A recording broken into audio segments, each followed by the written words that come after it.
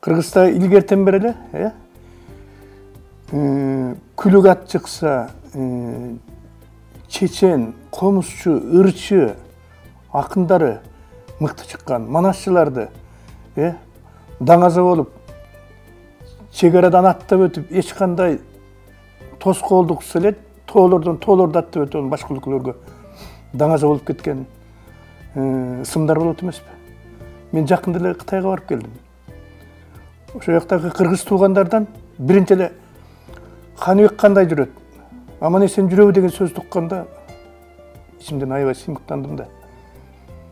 Биздин жигит ошо чет өлкөдө тоо бөлүп турган өзүбүздүн туугандар болгон менен алар башка өлкөнүн жарандары да.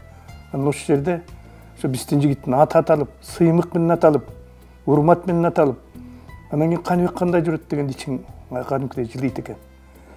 Анан жакшы жүрөт дегенде Азамат. Кандайчы Каныбекти билесиңер десем, баягы Жусуп Мамай атабыздын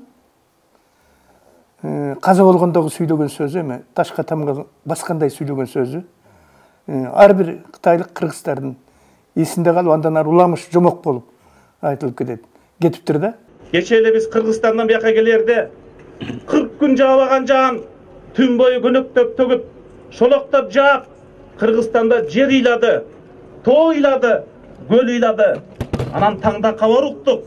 Жусуп атабыздын Манас деп соккон жүрөгү, Кыргыз деп соккон жүрөгү токтоп калыптыр. Бу жарыкчылыкта көктөгөн чөп курайт. Ажайган гүл да соолуйт. Учкан куштун канаты талыйт.